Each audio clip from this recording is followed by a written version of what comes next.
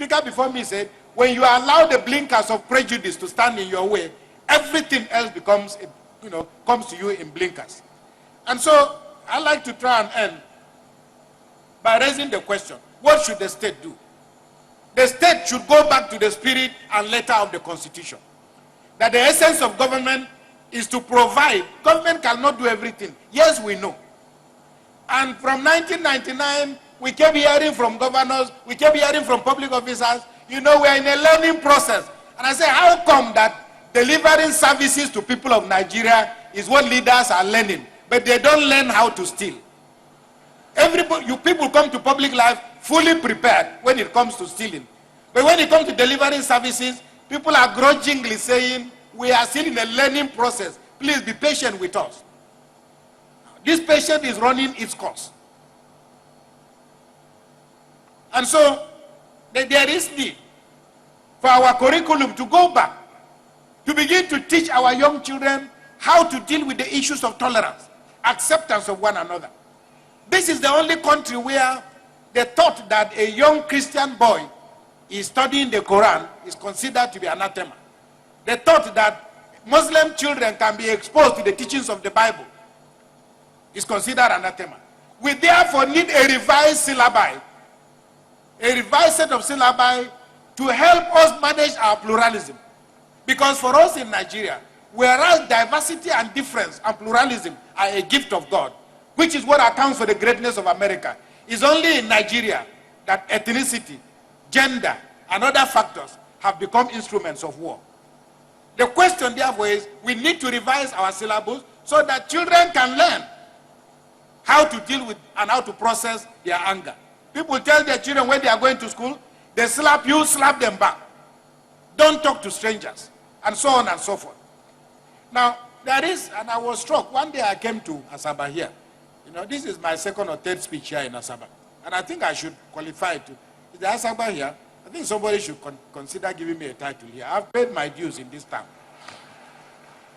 But I was passing one day driving to Onitsha, and I saw this massive billboard of people watching television, free of charge. I was struck by it because this is a country that refuses to recreate. And because we refuse to accept recreation, civil servants don't want to go on holidays. Give us the money. The result is that frustration will find expression elsewhere. And so we need to create better means of sports, through sports and through other activities, a deliberate effort to create parks and recreational places and to encourage young people to begin to learn how to enjoy life.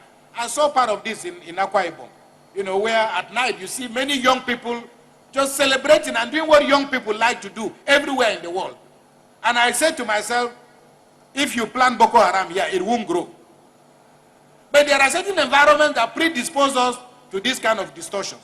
So the point I'm making is our education must now begin to help our children learning how to manage anger and frustration.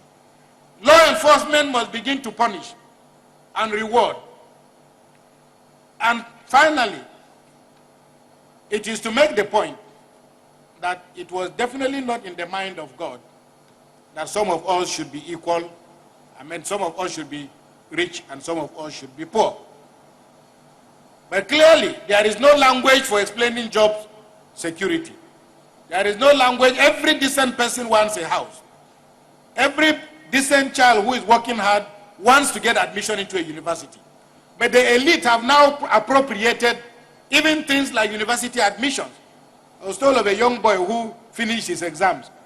And they asked him, how well did you do? He said, the exam was tough, but my daddy is working on the results. I shouldn't worry, my daddy is working on the results. The things that produce frustration are the things that arise to us as a result of failure of law enforcement.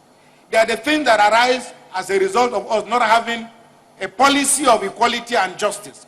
Now, equality does not necessarily mean justice. Many of us think when you treat unequal people equally, it is not justice. When you treat equal people unequally, it is not justice. Justice is creating a platform, a condition in which everybody can excel based on what God has given to them. So if I place a cup here, and you place a drum here, and you fill a drum with water, and you fill a cup with water, you ask which one is more full. None is fuller than the other. Each is full according to its capacity. And that is the kind of society that can help us to manage frustration and manage anger. I therefore want to end by, first of all, letting us understand that terrorism that we are facing today is a result of anger that was not processed. It's a result of anger that found no means of outlet. Whether it is by language, because there are certain people, you can be angry, and for us who speak English as a second language, it's possible to be, I always say people can, you think in vernacular and speak in English. That's why when you are speaking, sometimes you say, as they say in my language, but I can't explain it in English. There was a teacher in those days, he put a sign on the board that every child must speak English. And if a child didn't speak English, if you reported him, you got 6 lashes. So one day the teacher came to class and this child stood up. He said, "Sir, I want a report. I want to report."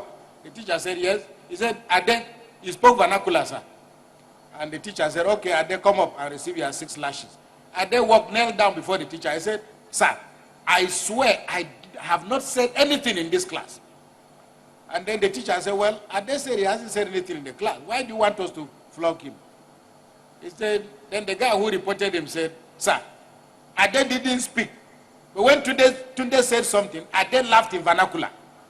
And so the teacher said, "How could he? I've never heard this expression. How did Ade laugh in vernacular?" He said, "Well, Tunde said something and Ade was laughing and throwing his ha ha ha ha." And the teacher said, "Well, what did you expect him to do?" He said, "To laugh in English, sir. You should have laughed in English." And the teacher said, "Well, I've never heard anybody laugh in English." He said, "Well, when you laugh in English, you like, ha, ha, ha. That is how you laugh in vernacular." It is that so many people have no other ways of expressing their frustration. Our challenge is to provide that opportunity. And as we saw, and I will end on this note, as we are celebrating our Ebola freedom, we congratulate our president, we congratulate the governor of Lagos, we congratulate the governor of Rivers, we congratulate First Consultant Hospital and all the volunteers that have done so marvelously well. But I know that for each and every one of these people, there are 169 million other good Nigerians ready to do good things. May our country rise up to claim the promise of God. May our country learn to manage the anger and the frustration that is leading us to corruption and our inability to organize free and fair elections and to elect our leader. May God rid us of anger and may He give us a just and a fair society. And Mr. Governor, welcome to the Club of Elders. Congratulations, and have 60 more years of life. Thank you very much.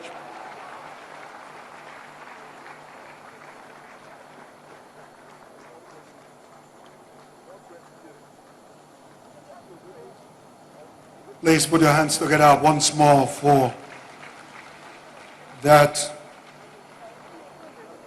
erudite display of intellectual prowess by my Lord Bishop Matthew Hassan Cooker. Let's give him another round of applause, please.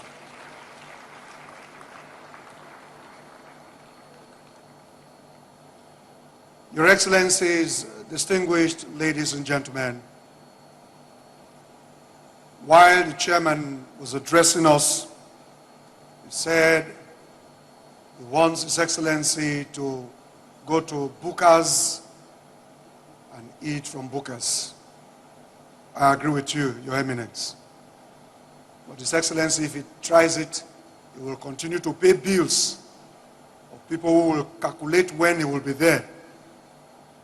He tried it once somewhere at Anwai. He drove there and asked the lady who was selling palm wine how much it cost to sell a keg of palm wine. The woman closed after that sales because she sold the keg of palm wine 10 times the amount she normally sold it. The next time